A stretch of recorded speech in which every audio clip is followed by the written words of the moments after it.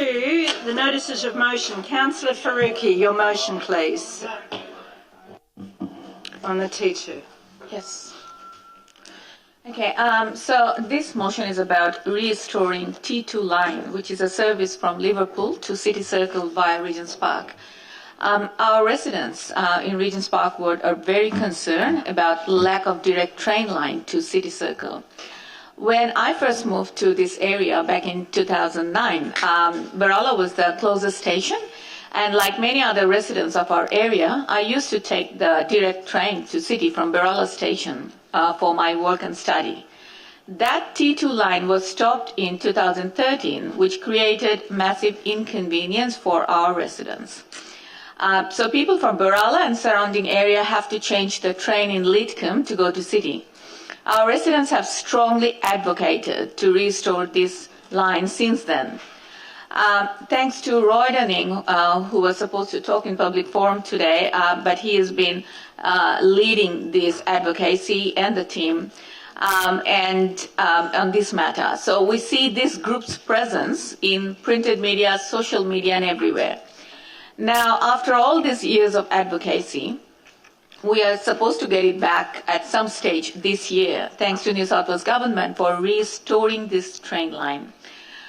We are supposed to have it back from 2024 to 2030. Last year, during the parliamentary inquiry, which was called New South Wales Parliamentary Inquiry into Current and Future Public Transport Needs in Western Sydney, a question was raised whether government needs to continue the restored T2 line. Now again, a feeling of uncertainty in the air. Possible absence of direct train line from Berala or Regent's Park has again become a great concern of our residents, and we, their elected representatives, are here to voice their concern. This matter was highlighted as one of the main concerns in recently held community forum on transport-oriented development, which is called TOD program, that was about rezoning Berala and Lidcombe to solve housing crisis.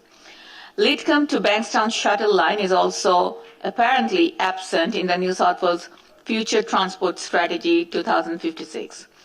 Now, it is not a government decision. It's like 2056 is pretty far, and New South Wales government hasn't changed any decision yet, but we need to start talking about it and we need to start advocating on this matter so that proper steps can be taken. When we can see a rezoning plan on the horizon that will cause significant growth of population in this area, we can't think about losing this T2 line again. This is the proper time to strongly advocate on this matter and let the New South Wales government know that we can't afford to lose this T2 line. In our last council meeting, we endorsed the draft submission to the Department of Planning, Housing and Infrastructure regarding the New South Wales government's TOD program. We agreed that a copy of the submission also be provided to the Legislative Council inquiry into the development of this TOD program. We also agreed to forward a copy of the submission to the relevant minister and shadow ministers of Transport New South Wales.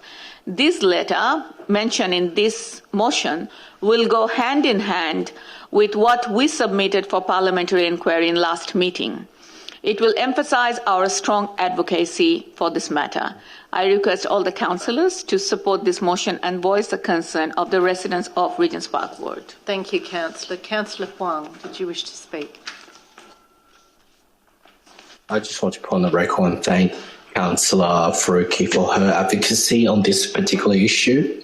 I think all the councillors who has been on council since 2017 knows that this has been an issue that's close to my heart. And I think from memory, if my memory was correct, I think this is probably the T2 lines probably one of the first or the second notice motion that had pushed through council. So I thank Councillor Faruqi for her advocacy, and I'll urge my councillor colleagues to so support this motion. Thank you.